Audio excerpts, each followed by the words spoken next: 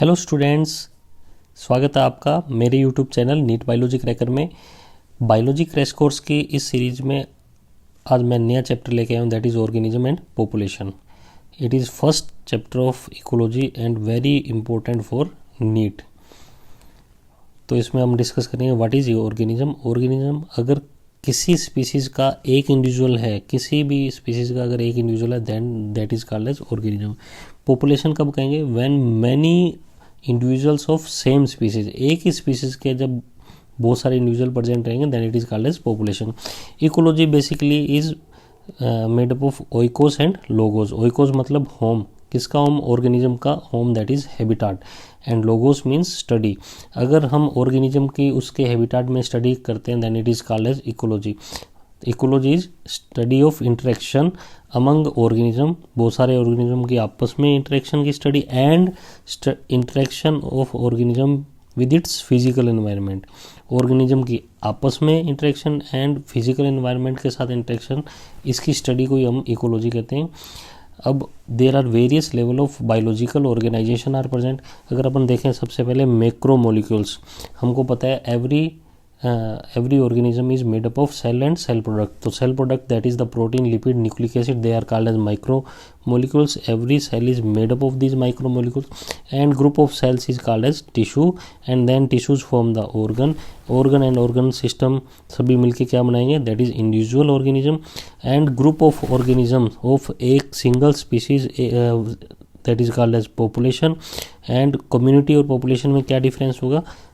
Community is the group of individual of many species. अब यहाँ देखिए आप, यहाँ A species, B species and C species, तीनों स्पीसीज के इंडिविजुअल प्रेजेंट हैं देन इट इज कम्युनिटी। और यहाँ ओनली ए स्पीसीज के इंडिविजुअल प्रेजेंट हैं then it is population. Next level is ecosystem. Community में तो देखो हम देखते हैं केवल इंडिविजुअल प्रेजेंट है, ऑर्गेनिज्म प्रेजेंट है, लेकिन इकोसिस्टम में both biotic that is organism and abiotic मतलब climate, soil and other factors are present. तो biotic and abiotic components are present in the ecosystem. And last is biome. Biome is the mega ecosystem, कई ecosystem मिलके बनाएंगे biome. तो these are the 9 level of biological organization. इनमें से हम केवल ecology में जो बेसिकली कंसर्न रहती है that is 4 level of biological organization, that is organism.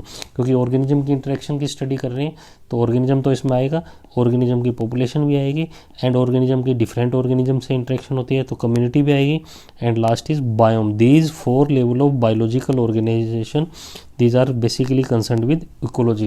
Father of ecology is Ritter, and Indian father of ecology that is professor Ramdev Mishra. इसकी image NCERT के फर्स्ट पेज पर इस इकोलॉजी यूनिट के first page पर दी हुई है, इस professor Ramdev Mishra.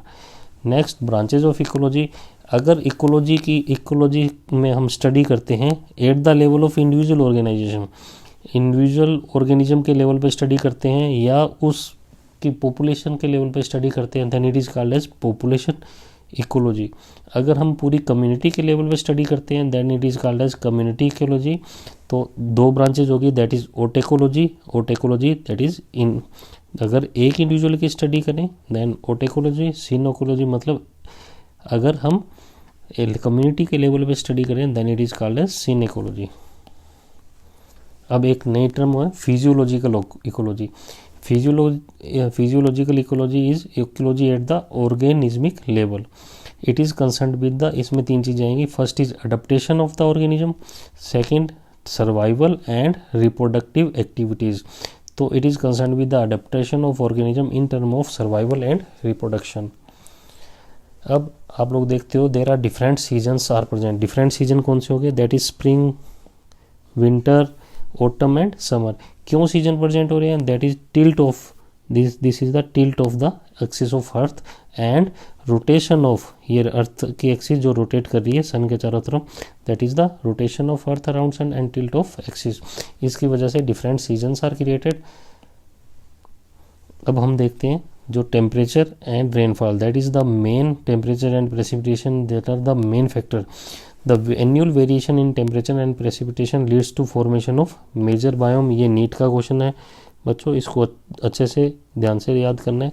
Annual variation in temperature and precipitation, यहाँ precipitation include the both rainfall and snowfall. तो मेजर बायोम कौन से होंगे? First is the tundra. तो टुंड्रा में क्या आ जाएगा देखो बच्चों, टुंड्रा में पोलर एरिया में जो बायोम है दैट इज टुंड्रा, वहाँ केवल स्नो ही स्नो है, only moss and lichens are present, temperature is sub zero. उसके बाद नेक्स्ट देखोगे that is the desert biome. Desert biome में देखो क्या है, temperature is very high, rainfall is very low, precipitation is very low. अगर precipitation बढ़ जाती है देन कौन सा आ जाएगा? ग्रासलैंड आ जाएगा। उसके बाद if there is more precipitation then forest biomes are there. Forest biome are further divided into 3। कौन कौन से आगे? That is the tropical forest, temperate forest and conifer forest. इस तरह से अपन देखेंगे there are 6 biomes are present in the India. अब रीजनल एंड लोकल वेरिएशन भी प्रेजेंट होती है बायोम में। तो these form the different type of habitat in the biome. Biome में तरह तरह के हैबिटाट बन जाएंगे। क्यों बन जाएंगे? Due to the key element variation in the key element. ये की एलिमेंट क्या होंगे? Temperature, water, light and soil. तो ये क्या actually these are the abiotic factors, these are the abiotic factors will lead to formation of different habitats. तो इनको हम अब डिस्कस करेंगे। अब दो टर्म्स बहुत इंपॉर्टेंट है, first is habitat and second is निके। तो क्या डिफरेंस है? हैबिटाट का मतलब ओनली कंडीशंस जिसमें वो ऑर्गेनिज्म सर्वाइव कर रहा है, ऑर्गेनिज्म रह रहा है। तो हैबिटाट का मतलब उस एनवायरनमेंट जहाँ ऑर्गेनिज्म रह रहा है उसके क्लाइमेटिक कंडीशन क्या है, सोइल कैसी है उसकी। लेकिन निके का मतलब एक तो कंडीशंस जिसमें वो सर्वाइव कर रहे हैं, second the resource utilize by that organism, कौन से रिसोर्स को यूटिलाइज कर रहा है वो फूड के लिए, and the functional role of that organism. Functional role का मतलब क्या वो प्रोड्यूसर है ऑर्गेनिज्म, और ऑर्गेनिज्म इज कंज्यूमर और डीकम्पोजर। ऑर्गेनिज्म का क्या रोल है उस सोसाइटी में।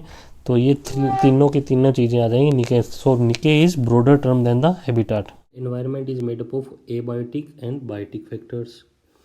अब जो एबायोटिक फैक्टर है वो एनवायरनमेंट में कौन कौन से होंगे? First temperature, water, soil and light. तो अपन वन बाय वन उनको पढ़ेंगे। तो first major abiotic factor is that is temperature. Temperature is most important ecological relevant factor. क्यों इम्पोर्टेंट है? क्योंकि ये टेम्परेचर प्लांट्स के डिस्ट्रीब्यूशन को, एनिमल के डिस्ट्रीब्यूशन को भी अफेक्ट करता है। टेम्परेचर अब अगर अपन देखें फॉर ये इक्वेटर है, इक्वेटर से अगर पोल की तरफ जाएंगे, from equator to pole temperature decrease, and from plain to hill top, ये प्लेन एरिया से अगर हिल टॉप की तरफ जाएंगे, माउंटेन टॉप की तरफ जाएंगे, temperature will decrease. And temperature range जो है that is vary from the vary करेगी फ्रॉम माइनस से, from sub zero that is minus से वेरी करेगी। पोलर एरिया में ये सब जीरो होगी, लेस देन 0 डिग्री सेंटीग्रेड होगी। And in tropical desert it is more than 50 degree centigrade. जो average temperature tropical desert में more than 50 degree centigrade होगा, and polar area में लेस देन 0 डिग्री सेंटीग्रेड होगा। और average temperature more than 100 degree centigrade भी मिलेगा। कहाँ मिलेगा? That is thermal springs and deep sea hydrothermal vents में ये 100 डिग्री सेंटीग्रेड से भी ज़्यादा मिलेगा। टेम्परेचर की सिग्निफिकेंट क्या है आपको पता है? और there is optimum temperature on which enzymes will work. और so temperature affect the kinetics of enzyme, enzyme की वर्किंग को अफेक्ट करेगा। एंजाइम की वर्किंग इफेक्ट होगी तो कंसिक्वेंटली वो क्या इफेक्ट करेगा? Metabolic activity and physiological function of the organism that are affected by temperature. On the basis of tolerance to temperature, organisms are classified into two groups. First is eurythermal, second is stenothermal. Eurythermal animals are few animals which can tolerate wide range of temperature. Temperature में ज़्यादा change हो जाए तो भी ये organism tolerate कर सकते हैं। But stenothermal organisms are majority of organism which can tolerate only narrow range of temperature. ये बहुत कम रेंज टेम्परेचर में चेंजेस बहुत कम टोलरेट कर पाते हैं। अगर उससे ज़्यादा टेम्परेचर चेंज हो जाएगा तो इनकी बॉडी का temperature according to environment change हो जाएगा, ये अपनी बॉडी का टेम्परेचर मेंटेन नहीं कर सकते। Second most important factor is water. Water आपको पता है water is very important because life on earth is originated in the water and life is unsustainable unimaginable without water. Plant में अपन देखते हैं the productivity of plant and distribution of plants is also depend on the water. And aquatic organism जो कि water में रहते हैं उनको water की कोई स्कार्सिटी नहीं है, लेकिन एक फॉर एक्वेटिक ऑर्गेनिज्म वाटर की क्वांटिटी तो सफिशिएंट है, but water quality is also more important for the aquatic organism. Quality में द पीएच ऑफ वाटर, कौन कौन से chemical and that is chemical composition of water matters for the organic aquatic organisms. अब water में जो salt concentration है that is measured in the part per thousand, that is called as salinity of water. जो salinity है it is less than 5 in the inland water bodies, it is more 30 to 35 in sea, and it is more than 100 in hypersaline lagoons. Organism on the basis of tolerance of salinity are classified into two groups. First group is euryhaline, second group is stenohaline. Euryhaline are the animals which can tolerate wide range of salinity, but stenohaline are the organism which can tolerate only narrow range of salinity. Third important factor is light. Light का ultimate source you know that is sun. Sun और क्या significance है, in sunlight photosynthesis occurs in the plant.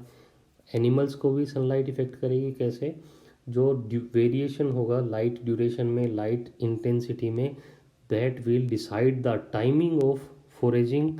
जो शिकार करने का, animals के शिकार करने की टाइमिंग है उसको डिसाइड करेगा, रिप्रोडक्टिव एक्टिविटी को डिसाइड करेगा, एंड इसमें वेरिएशन ही उनके माइग्रेशन की टाइमिंग को डिसाइड करेगा। आपको पता है अर्ली मॉर्निंग में बर्ड्स अपने नेस्ट से निकलता है और इवनिंग में वापस नेस्ट में आ जाता है, तो उसको कैसे पता चलता है, उसको वो किसको वॉच करता है, वो लाइट इंटेंसिटी को वॉच करता है, उसको वॉच करता है, और उसकी टाइमिंग कौन डिसाइड कर रहा है, लाइट इंटेंसिटी डिसाइड कर रही है।